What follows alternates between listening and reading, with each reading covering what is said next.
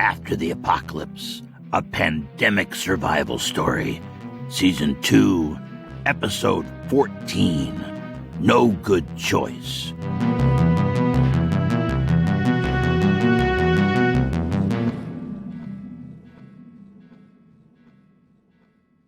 Mags knelt on the gravelly tar roof of the building and surveyed down the road.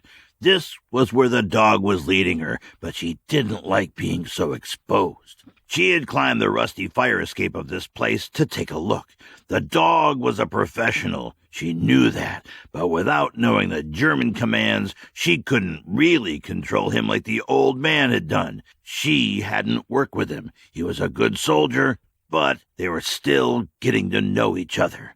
He was leading her down an open highway. She didn't know if it was because there was no threat or if the dog was being careless. They were making good time. The dog seemed to be in a hurry.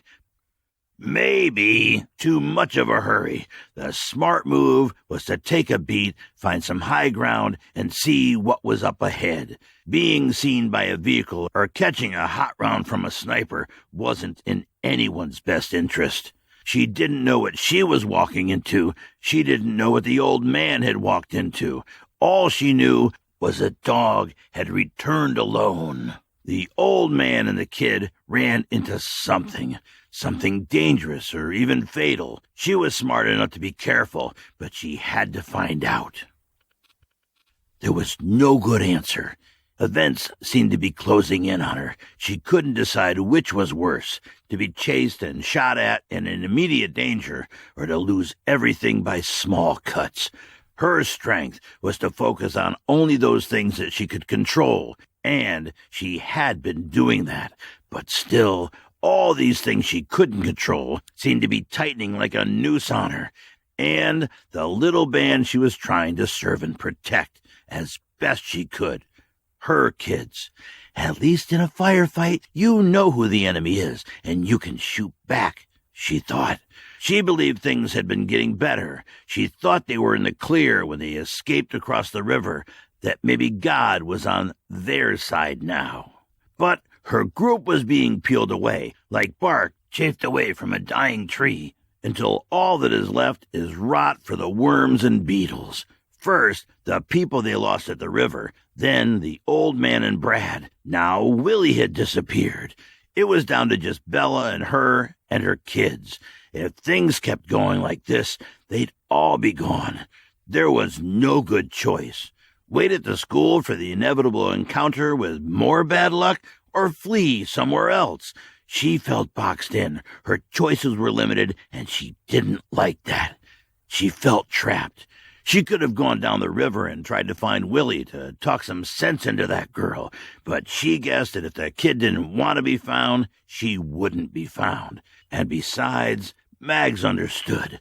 The kid got spooked. That kid wasn't old enough to know that sometimes things get difficult and you can't always run. Like it or not, Mags was a leader now. A leader must control themselves and their emotions, especially when things start going wrong, especially when all the choices seem bad. That's the time to control what you can control. Focus on what can be done, not on what is in the past and can't be changed. She wouldn't be any help to her people. She wouldn't be any good to herself even if she started worrying about things she couldn't change. In the end, she had to get back to work. She needed more information. She needed to know what happened to the old man. It had been clear what Bill the dog had wanted to do. He was anxious to lead her somewhere. Certainly, going after the old man and Brad would at least give her some of the information she was looking for. But it might be fatal. In the end, not knowing held more risk than going. So, Mags took action. That's what the best leaders did. They seized the initiative, especially in the face of rapidly changing situations. Always better to stay on the front foot. Once you started reacting, the battle was lost. Make the enemy react to you. She had left with the dog to scout. She told Bella to wait a few days, and if they didn't show back up, to head south into farm country and find some place to live with the kids. It would be spring soon. They could survive. Mag stood. She dusted the gravel off and climbed down to rejoin the dog and keep going.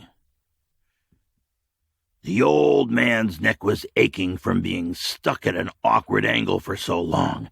It reminded him of trying to sleep on airplanes back before the apocalypse, when there were airplanes flying humans around on their pointless missions.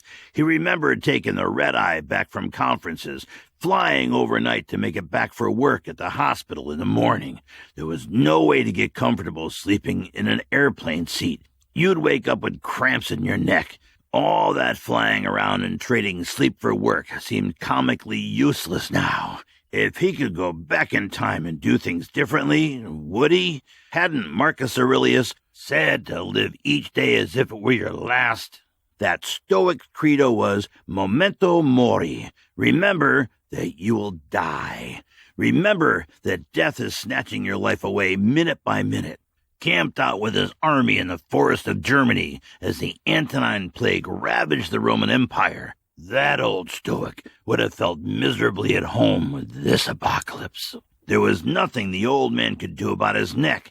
Fighting the pain just made it worse. So he tried to relax into the discomfort, live with it, think the sting out of it. Tasker's men had come by earlier and dragged off the poor unconscious beggar hanging nearby. Now he heard the steady clomp of boots in the parking lot again. It was Tasker and Carl, the man with the ugly scar. The old man was too tired and uncomfortable to make any wise-ass remarks, although a few came to mind. He'd be better off holding his tongue with this freak show. Maybe they had come to release him. Maybe they had come to kill him. He didn't know. He really didn't care. Some sort of resolution would be nice. He had been hanging here for a day and had, truthfully, had enough. "How are you feeling?" Tasker started in, squatting down with his hands on his thighs and looking into the old man's face as it hung in the stocks. "Have you reconsidered your sins?" The old man didn't respond. He couldn't think of anything worth saying. He just grunted acknowledgement. Tasker continued, "You may think these are harsh measures and wonder how a free man such as yourself ended up stuck. But the truth is, none of us is free anymore. Don't get me wrong. Freedom will come, but we have to work and work together for it. We all need to serve the greater good of God and country now to make that happen and get back to the life as we know it." The old man heard the clicking of keys in the padlock, and the top board was removed from his neck. He could lift his head, but when he did, his neck screamed with shooting pains, and he grimaced. "Easy, boy," Tasker said as Carl unlocked the old man's hands as well. The old man raised his shaky fingers to rub his neck and looked up at Tasker through the veil of pain. "What do you want?" the old man finally said. Tasker raised an eyebrow and said, "I want you to not cause any more fuss and help me rebuild the world." The old man couldn't hide the contempt in his eyes, but replied, "Fine, I'll do what you want. Just let me out of these things." But he didn't mean it, and he couldn't hide his anger at this petty torture. Tasker looked hard into the old man's eyes and stood up with a sigh, wiping dust from his chinos, and turned to Carl. "He hasn't accepted his lot yet. Give him some food and water, and let's let him set for another day." Tasker turned to the old man and said, "You need some more time to sit and think about it, but that's okay." He smiled. "We've got time." With that, he turned to walk back across the parking lot to the building entrance. Carl handed the old man a paper bag with a bottle of water and a warm hamburger in it and said, "I don't know why he bothers with all these games. If it was up to me, I'd just put a bullet in your head and be done with it." He turned his head and spat into the dirt, wiping his face with the back of his hand. The old man munched at the burger between slugs of water from the bottle. He appraised Carl. He asked, "What's in it for you, Carl? Why do you put up with Tasker?" Carl sneered, "Tasker's a joke. I do what's best for me." The old man considered this. You know you're stronger than Tasker. You should be in charge. Make your own decisions. Don't you worry. His time is coming soon enough, Carl replied cryptically. The old man ventured. So, why don't you let me go? Tell Tasker I escaped. Carl laughed. Now, why would I want to do that? What's in it for me? Human decency, the old man offered, and Carl laughed some more. You're a funny guy. Then he got serious. Put your head back. I don't have all day. The old man wasn't in a position to object. Carl locked him back into the uncomfortable boards. As Carl was finishing up, the old man asked, Hey, can I at least have some more water? Carl looked around the parking lot and said, Sure, I can take care of that for you, buddy. He turned to face the old man. He unzipped his fly and began to relieve himself on the old man's head. There was nothing the old man could do but take it. He closed his eyes and breathed through his nose as the sharp smell of Carl's piss invaded his nostrils. There you go, Carl said with a snort. There's a big dose of human decency for you. Don't say I never did nothing for you. He leaned in close. You have a nice day now. Carl walked off, zipping his jeans and whistling, quite satisfied with himself. Bella watched the kids playing a game in the school courtyard. They had found some chalk and a tennis ball and were making up rules as they went along. They drew lines and squares on the cement, they tossed the ball, and hopped from one place to another. This sort of play should have made her happy. She liked kids. She liked these kids, but all she could feel was fear and resentment, stuck here alone with them. Good old Bella left holding the bag. Again. Mags had left her gun, a small 9mm pistol designed for concealed carry. Bella had it in her jacket pocket. She hated the feel of it. It felt like a hot cancer there against her side. Mags had shown her how to thumb the safety. In theory, no one would see Bella as a threat until it was too late for them, until she was up close and could let loose a few rounds into the unlucky attacker. Bella was pretty sure she couldn't do that. She hated guns. She'd seen a neighborhood family destroyed by a drunk with a gun. The image of that woman bleeding to death from a throat wound on the cement sidewalk was seared in her mind's eye, and that was before the apocalypse, before all this death and anarchy, before the king and his men. She knew the world had changed, and she needed to get comfortable with this new world of violence. She didn't want to, but she had to accept it as the new reality. Mags insisted. For the kids. Everything for the kids. What about something for Bella? What about something for Bella in all this death and chaos? Bella felt the dead weight of the pistol against her side and wanted to cry. Mags followed the dog. The dog seemed to know where he was going. He seemed sure of it. Bill was visibly annoyed when she stopped to spend the night in an abandoned house. She could have pressed on, but didn't want to try to navigate in the dark. Caution needed to be followed here. Now it was a chilly morning, and the dense fog had settled into the valley overnight. On the plus side, no one could see her in this pea soup. The drawback was that she couldn't see them either. She couldn't see anything, but she had an advantage. Bill didn't need to see to be alerted to the sounds and smells of an enemy. Bill was her secret weapon, an early warning system. Mags was glad to have him as he led her down the side of a 2-lane highway into the thick, wet valley fog. She pulled her rifle off her shoulder and made ready. She could trip over someone before she saw them. After an hour of this, the rising sun started to burn through. Bill had slowed and was keeping his head low and alert. Mags was alert too. She still couldn't see much, but she thought she could smell something. It wasn't smoke. There was plenty of smoke in the apocalypse, but this was different. It smelled familiar, sweet, like Waffles. Her mind flashed with a memory of breakfast on Saturday morning with her dad and her younger sister at the Waffle House. The cooking smell of waffles and sweet syrup and savory butter. The dark acid smell of her dad's hot coffee. The warm feel of his presence. It was all there. A good memory. But now they were all gone. Her dad, her sister, gone. All those good memories now ending with the realization of loss. She dropped to a knee and motioned to the dog to hold. He seemed to understand and went into a crouch. Mag scanned the road ahead with the scope of her rifle. She could make out buildings of some sort through the dispersing fog. She needed to get off this road and find higher ground. There was a dirt road leading up into a wooden knoll on her side of the road. She began moving that way and motioned to Bill to follow. The dog hesitated.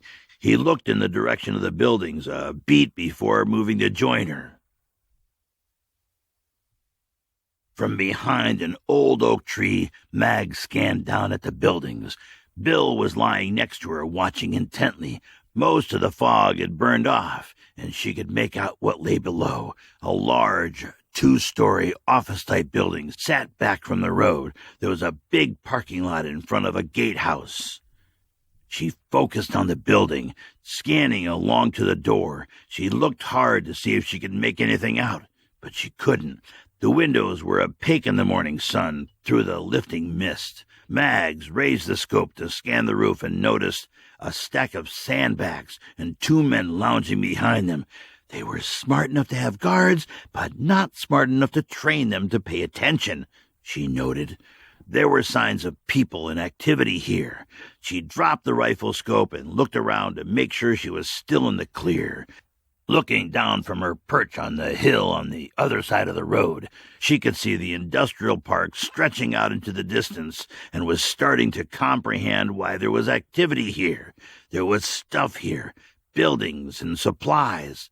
There were survivors here, but what kind of survivors? Was it the Kingsmen or something new? She again raised the scope to her eye and scanned the parking lot. There were a few vehicles, mostly close to the door. The vehicles looked like they had been recently driven, or at least washed. The parking lot was clean of refuse. The facility was surrounded by an ugly 8-foot chain-link fence with barbed wire running along the top. Landscapers had tried to aesthetically mask the fence with an arbor vitae hedge, but that just made it look more industrial. Through the scope, she scanned right along the fence. She scanned past something that took a moment to register in her brain, and she quickly returned to it. She struggled to make out the details. Maybe a pile of lumber, some cast-off pallets, but something was out of place. Mags rubbed her eye with a balled fist, tried to relax and refocus. There were legs sticking out, and greasy gray hair, and... Jesus! It was the old man. What the hell? Bill growled, and she heard motors coming up the road. 2 burnt orange Humvees came down the road and turned into the parking lot with speed. The first one shattered the wooden guard shack gate, and the second swerved to the side, catching the speed bump with one wheel and bouncing sideways. Mags watched, riveted, as the Humvees came to stop outside the building entrance, and men jumped out with rifles, shouting. The men on the roof were hiding behind the sandbags. "Holy hell, Bill," Mag said to the dog, leaning back into the cover of the tree. "Something's going down."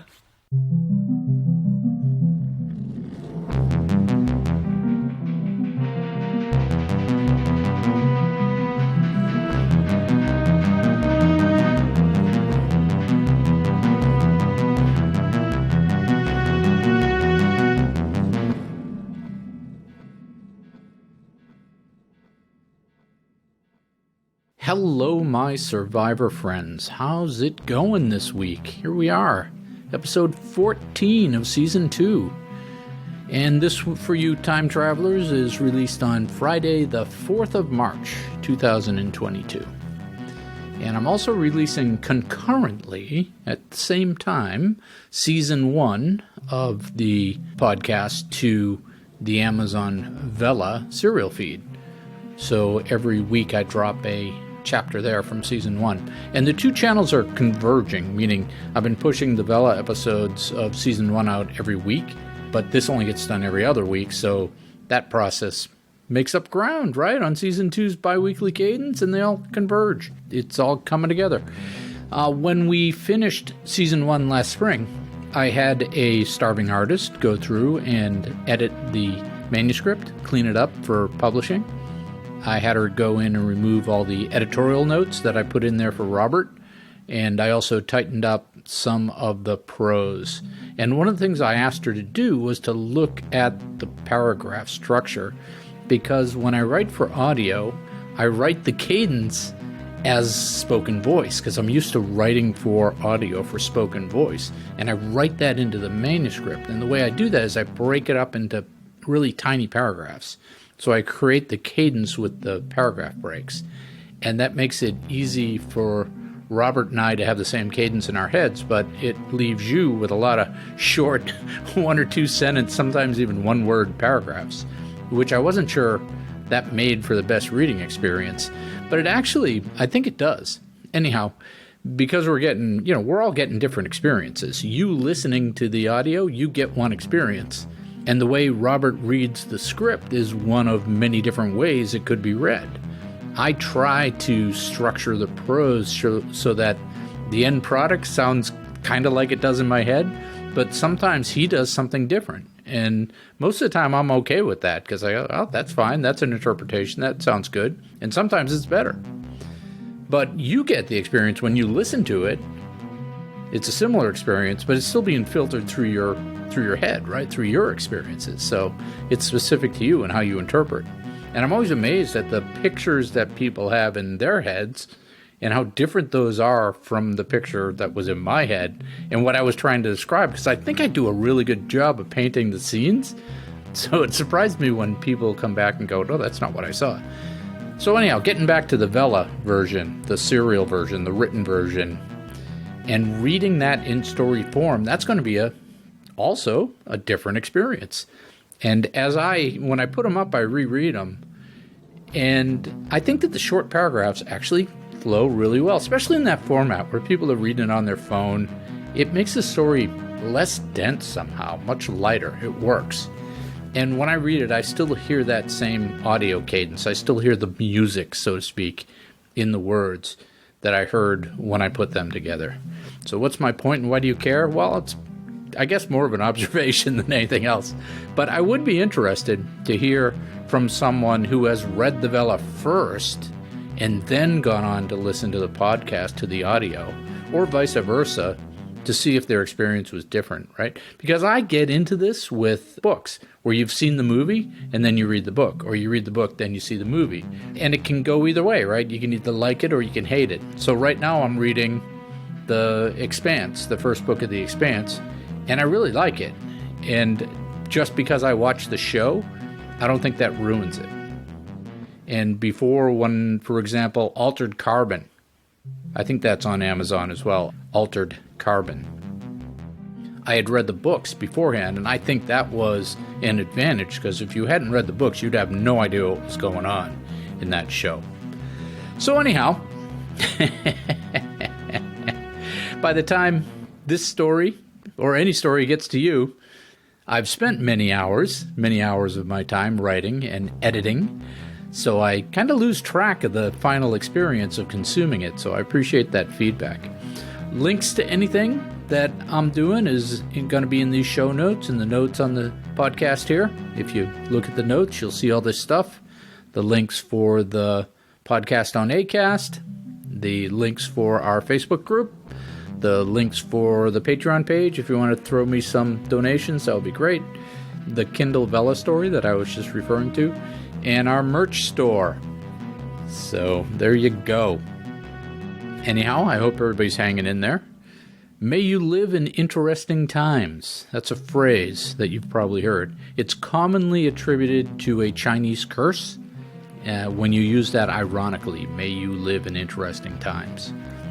And that is most likely apocryphal, i.e. it was made up. And in this case, it was made up by the British fairly recently. And we don't get to choose the nature of our times, interesting or not. Our job is to take it day by day and keep surviving.